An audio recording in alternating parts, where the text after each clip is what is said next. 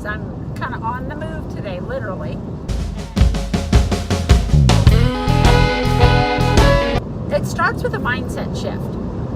And the reason that I talk mindset is this. The standard American diet, SAD, that's where we originally got that SAD to 3G free from. But the standard American diet is a diet that's filled with grains. Now, if you look at the wheel of, like the food wheel and what is recommended, that shows like that on your plate you're supposed to have like, veggies, the most veggies, and then you have your grains and your protein and your fats and but that being what ideally should happen as Americans, and I think a little bit of this, worldwide because of, the lifestyle choices that we make, and I'll go into that in a second. But anyway, so what's on that wheel versus the reality of what's on our plates and what's in our snacks and what's in our quick grabs are two totally different pictures. If you look at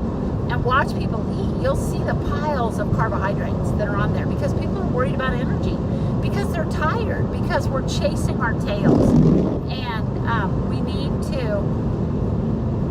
we need these energy sources. And so what happens is, though, when you get into the grasses family is it's meant for grazing animals. That's a category of foods, food products, and the sugarcane is part of that.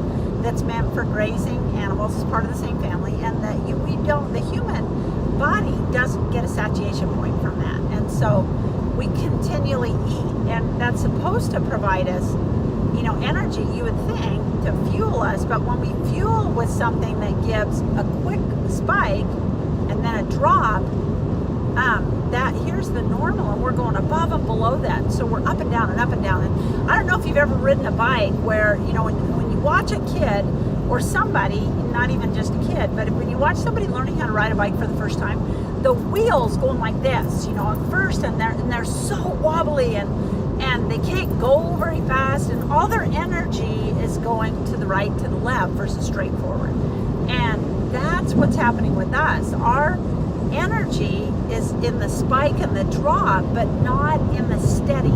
And so what happens is our mindset is affected. Our mind, our active thinking is affected because we're constantly overcompensating for too much energy and not enough energy. And so our bodies are just not efficient. And when you add this to the inflammation production too, and that also further taxes the body, and so that we cannot have that steady. You want steady. I don't know if you're, you got the hare and the tortoise wins because he's steady, right? And we're like the hare, in our everyday life, and we're developing problems, health problems, and that's the nature of all these different things, that we have going on. And so what I want to talk to you about is the mindset of that. So just knowing that you should make a change. I bet that if you talk to, I don't know, probably 5 out of 10 people, they would agree that they should make diet choice changes for their health. But knowing what to do and doing it are two different things. And that's where the mindset comes in, because your mind has the ability to take you places, whether you want to go or not. Some of them you may want to go on, and that's why a healthy mindset is there. I don't know if you've heard the term, affirmations. There's a lot of stuff out there right now about life coaches, and the affirmations are affirming where you want to be and what you want to do. But if you're not giving your fuel to get everything going in that direction, instead your energy is going towards the spikes and the drops to regulate that, then it's no wonder that we struggle. And the mindset of that starts with a willingness to make changes that are good for us. I played athletics growing up, and one thing that I learned in athletics is this: practice. What makes a person, an athlete, successful is not what happens on the court when everybody's watching. It's what happens for the years before you're ever in that stage where people are watching. You know, the practice that you do behind closed doors when nobody's watching with your team. That is what happens, and the success is found in the diligence to every day, and the diligence to that practice. And food is the same way. If you want changes, affect positive change within your body so that food's not an issue anymore, then you've got to make a mindset shift. And your mindset shift first has to be determining what you want. What is it that you want? That's, you know, the whole thing with the food breakthrough program that we have is and that's why we want to get that out online, because people need to make that mindset shift. And you know,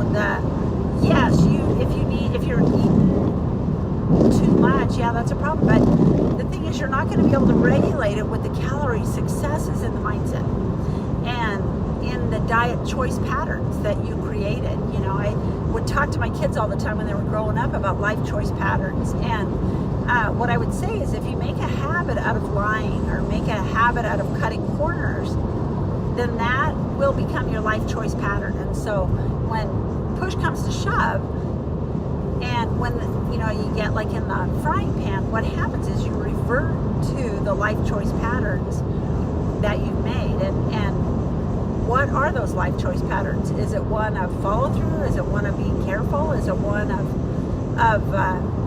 you know, being stable and reliable and predictable, and or is it just up and down and willy-nilly, whatever, you know, crisis decisions, you know? And our food is kind of the same way. You have to change your mindset towards food so that when you get into that, I'm hungry because I didn't get to eat at the right time, that you have the right default to fall back on. And so you can diet till you're blue in the face, but unless you change your mindset, and you have that mindset shift, it's probably not going to hold steady with you. The change has to come from within our minds first, and it's that gut to head mechanism. Did you know that a lot of the emotions and everything that you trigger in your thoughts and stuff, they actually have it? That's why they call it a gut feeling, that it actually originates in your gut. So if your gut's unhealthy, you probably got some unhealthy things going on in your head too.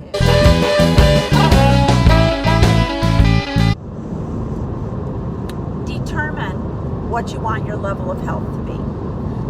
Do you want to eat for health, or do you want to merely eat whatever you want to? And what I mean by that is you need to make a determination. If your amount of sugar that you're eating and the wheat and that is making you sick and bloated, and even if you're celiac and you're still having symptoms, it's probably the other members of the grasses genus that are causing you problems. And so that would be your millet, you know, oat, barley, wheat, and rye are part of the gluten prolamine. But anyway, so you have your rice, you got oat, you got millet, sorghum, corn, sugarcane, all those products. If you go into the store and you look at a lot of the traditional gluten-free, they're filled with those ingredients. So you merely quit eating one prolamine. You did not eliminate the family of products that's causing you problems. So that mindset shift would include, am I willing to make a diet mindset shift to for food? That would be rule number one. And if it is, then write that mindset shift down. What do you want to do?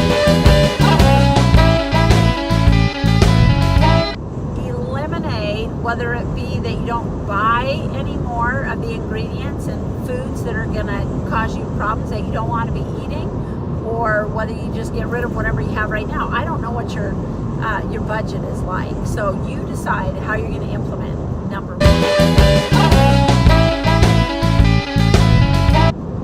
Pack snacks that are good, healthy snacks and keep them with you at all times.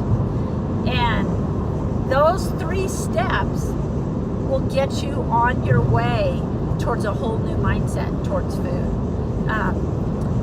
So that's what I wanted to talk to you about briefly today. I would love to hear your feedback. Also, if you're interested in more, this is just the tip of the iceberg of what we offer in our food breakthrough program.